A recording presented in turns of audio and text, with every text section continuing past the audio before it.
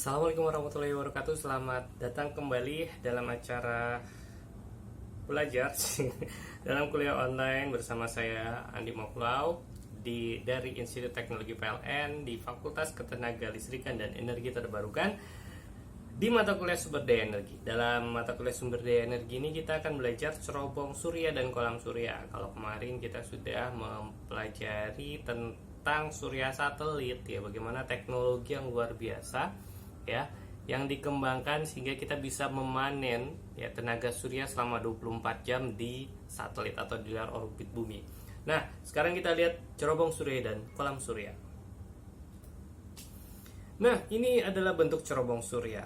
Kalau cerobong surya ini salah satu metode yang unik ya menurut saya. Karena apa? Kita lihat bahwa alat ini merupakan alat yang unik karena dia menangkap juga sinar matahari. Tapi bagaimana teknologinya, kita lihat dulu. Nah, kita ada pertanyaan lagi nih ya. Pertanyaannya adalah, apa itu cerobong surya? Cerobong surya ya merupakan suatu sistem pemanfaatan energi surya dengan cara menyimpannya ya di permukaan tanah ya untuk dapat menggerakkan turbin pembangkit energi. Jadi menyimpannya di permukaan tanah. Gimana ya caranya? Oke. Nah, karena ada cerobong surya pasti punya cerobong dong. Cerobong ini bagian yang penting ya. Bagian yang paling penting adalah cerobong ya, di mana bertindak sebagai mesin termal atau mesin penyerap panas ya. Karena rugi gesekan di cerobong sehingga ini seperti tabung berkedekanan ya. Semakin tinggi cerobong maka akan semakin banyak energi yang dihasilkan. Tentunya masih pada penasaran ya. Nah, ini dia. Tadi ada cerobong. Di dalam cerobong itu ada turbin, ya. Turbin pada cerobong surya lah yang menggerakkan generator, ya, dan digunakan untuk mengkonversikan aliran udara menjadi energi mekanis. Lalu ada kaca. Buat apa kaca? Kaca di sini kalau yang ada yang sebagai reflektor, tapi kalau ini tidak, ya. Kaca merupakan bahan penutup kolektor yang bisa bermacam-macam ya, seperti kaca atau plastik film atau glaze collector. Yang paling efisien adalah ini glaze collector. Nah, ini ya, hal ini dapat mengkonversikan hingga 70% energi radiasi matahari menjadi panas dengan rata-rata setahun sekitar 50%. Ya, dengan pemeliharaan yang tepat, umurnya dapat mencapai 60 tahun atau lebih. Nah, kaca ini ya berfungsi sebagai penangkap panas matahari yang datang dan menahannya agar dia tetap di permukaan. Jadi tekniknya adalah menahan. Jadi ketika cahaya matahari sudah datang, ya, dia ditahan capture ya, di capture panasnya di permukaan, di atas permukaan. Nah, prinsip kerja cerobong surya. Ada atap transparan. Atap transparan ini melepaskan komponen radiasi surya gelombang pendek dan mempertahankan radiasi gelombang panjang dari tanah yang mengalami panas. Ya, sehingga ketika radiasi surya melalui atap transparan diserap oleh tanah dan dikonversikan menjadi energi panas. Bagaimana cara konversinya? Ini dia, ya. Karena udara dipanaskan, maka ia akan bergerak naik, ya, dan menuju cerobong juga di mana kecepatan dari udara juga naik ya. Jadi di sini nih ya. Ini udara naik ya. Jadi ketika matahari ya menyinari bumi dan memanaskan sehingga udara yang dipanaskan akan masuk ke cerobong terdorong ke atas. Dan di dalam cerobong tersebut turbin dan generator menghasilkan listrik. Nah, cerobong surya adalah pembangkit berskala besar ya, dengan outputnya 5 hingga 200 MW.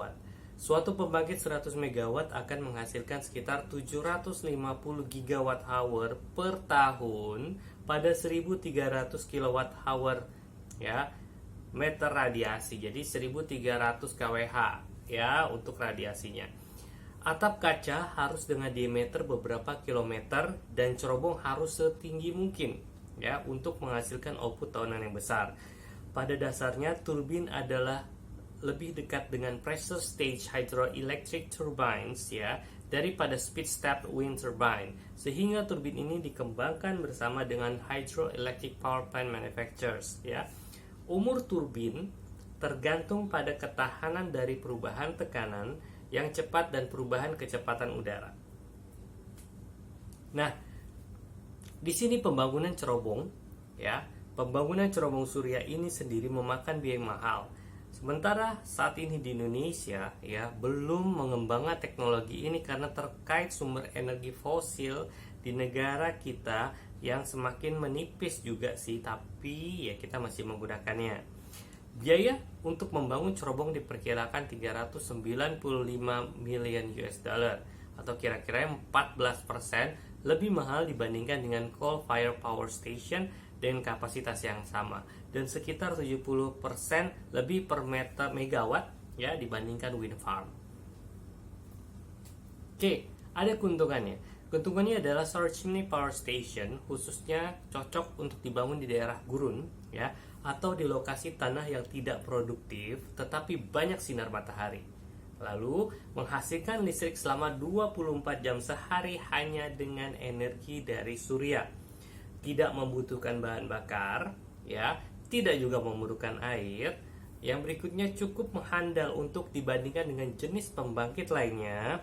Material konstruksi beton, kaca, dan baja yang dibutuhkan untuk membangun solar chimney power station cukup tersedia ya. Kemudian tidak mengkonsumsi sumber daya dan tidak menghasilkan polusi. Namun pasti ada kerugiannya ya. Kerugiannya yaitu beberapa memperkirakan bahwa biaya produksi listrik solar chimney adalah 5 kali lebih besar ya dari gas turbin. Meskipun tidak memerlukan bahan bakar, solar chimney memerlukan capital cost yang sangat tinggi ya. Strukturnya tersendiri sangat besar yang memerlukan banyak keahlian engineers dan juga material. Nah, sampai di sini silakan presensi. Yang udah datang, silakan isi presensinya di kolom komentar. Presensinya adalah ya NIM spasi nama dan spasi di mana Anda sekarang sedang berada. Silakan. Oke, baik. Ini mungkin delay ya, saya belum lihat. Kita langsung lanjut saja. Nah, Bapak Ibu sekalian dan saudara-saudaraku semuanya, ini adalah video cerobong surya. Video cerobong surya, kita lihat. Welcome to my post channel. Di channel edukasi ini saya akan menjelaskan cerobong surya, sumber dari aktif energi. Nah, grateful people, kita sudah tahu bahwa cahaya matahari ini selalu ada dan menyinari bumi.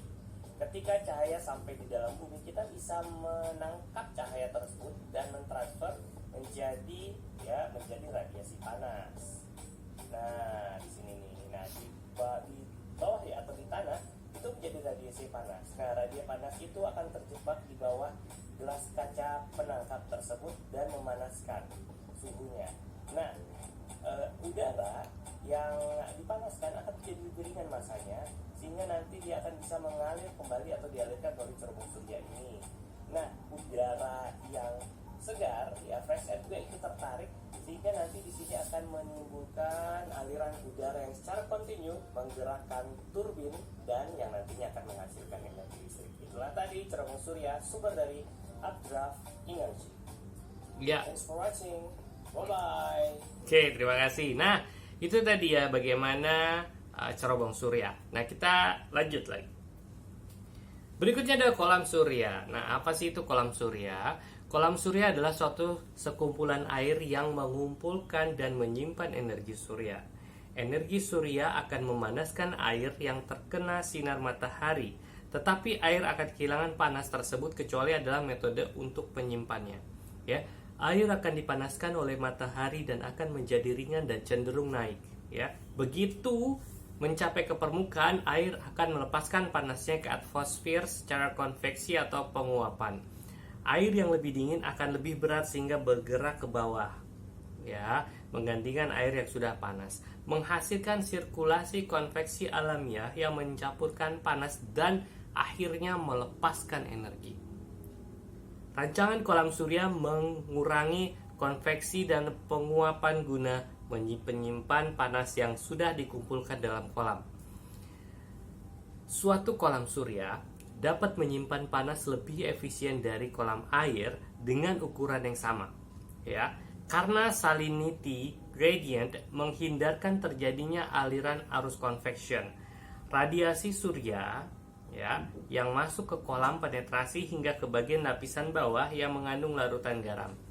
Temperatur pada lapisan bawah ini naik karena panas yang diserap tidak melalui konveksi, sehingga panas surya disimpan pada bagian bawah kolam.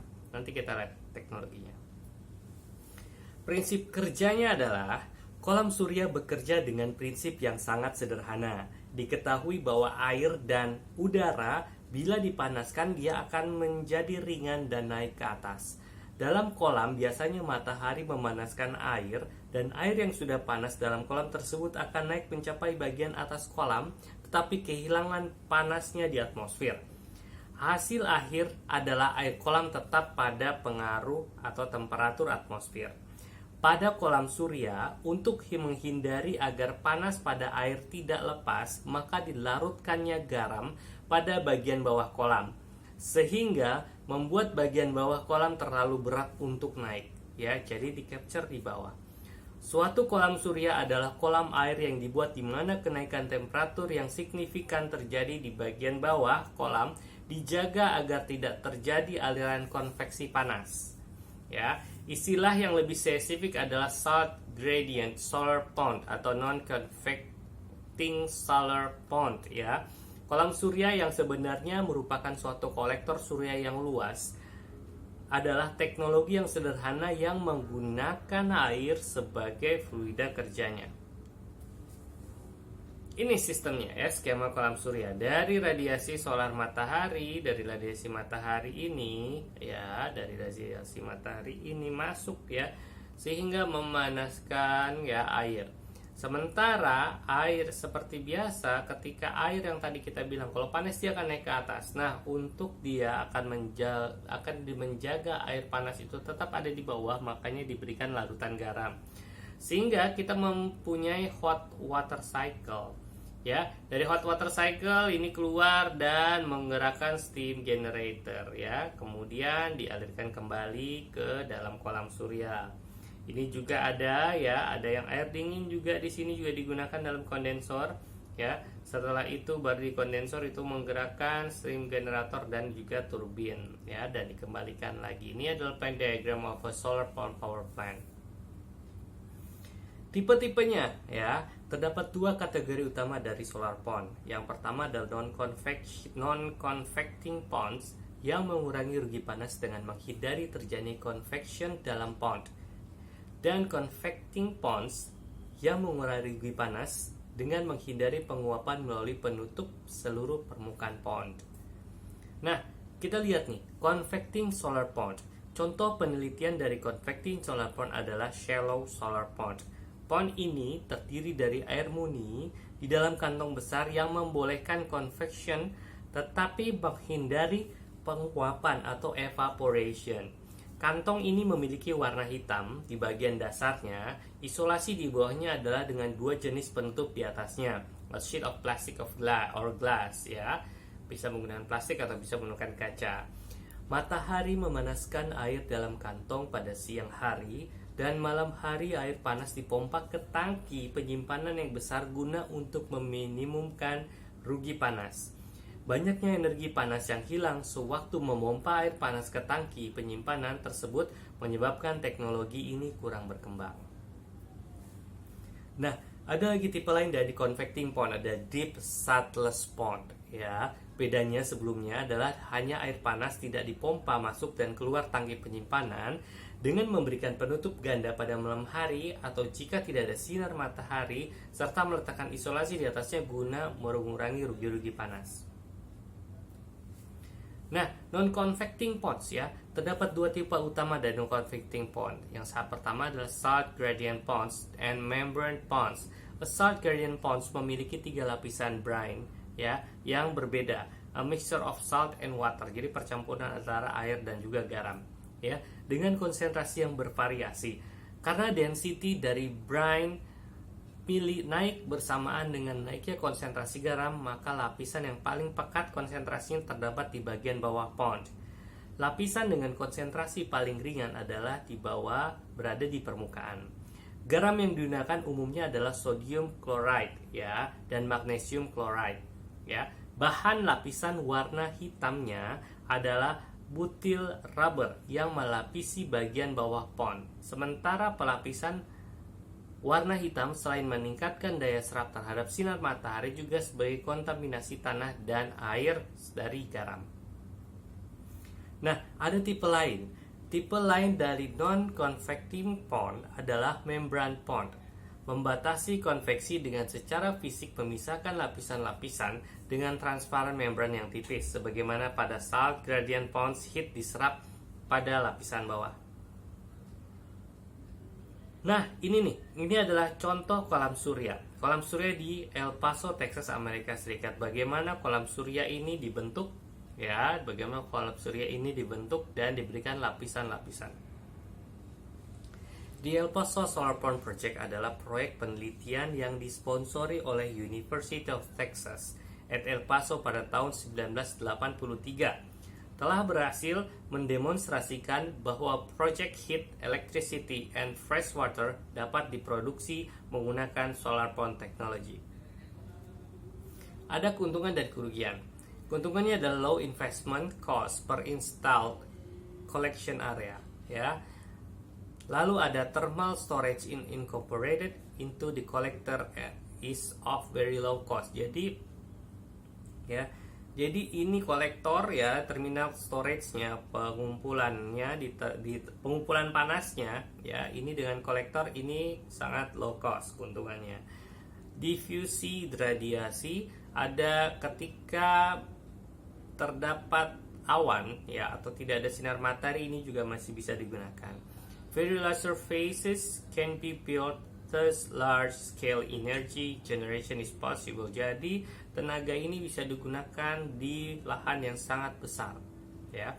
Expensive cleaning of large collector surface in dust area is avoided. Jadi ini juga yang membedakan, juga keuntungannya adalah tidak perlu pembersihan yang area yang sangat luas ya untuk membersihkannya.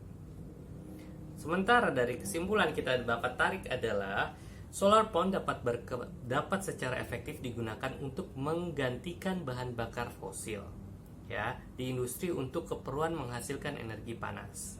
Solar ponds dapat digunakan pada proses heating, refrigeration, water desalination, production of magnesium chloride, bromine recovery from bittern, peningkatan hasil garam pada salt farm, dan juga solar pond akan menjadi sumber energi di masa depan. Solar pond hanya dapat secara ekonomi dibangun apabila terdapat garam murah dalam jumlah yang banyak. Di Indonesia kayaknya banyak garam, ya. Tanah datar dan kemudian sumber air. Faktor lingkungan juga penting, misalnya mengatasi kontaminasi brine dari solar pond ke tanah sekitar. Dengan alasan ini, maka teknologi terjangkaunya harga minyak, perkembangan teknologi solar pond itu masih terbatas. Oke, nah berikut ada video bagaimana teknologi tentang solar pond ya, sebuah teknologi tenaga surya yang murah. Oke, kita lihat.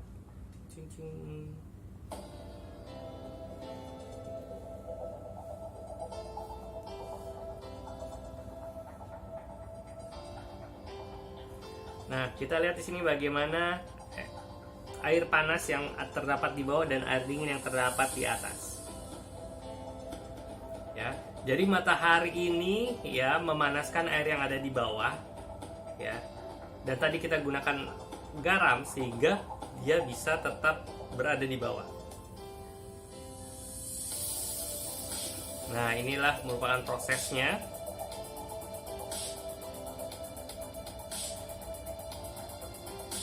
Jadi air yang telah dipanaskan kemudian digunakan, ya, air yang sudah dipanaskan dari sinar matahari digunakan untuk membangkitkan energi listrik seperti terlihat di sini.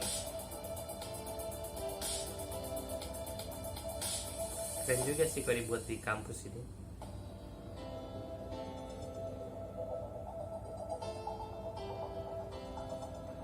Nah, bagaimana air panas dan air dingin itu. Nah, ketika pada malam hari ini juga masih tetap berlanjut karena panasnya masih di capture, ada perbedaan panas dan suhu ya. Nah, power generation continues at night, ya, water storage heat energy. Nah,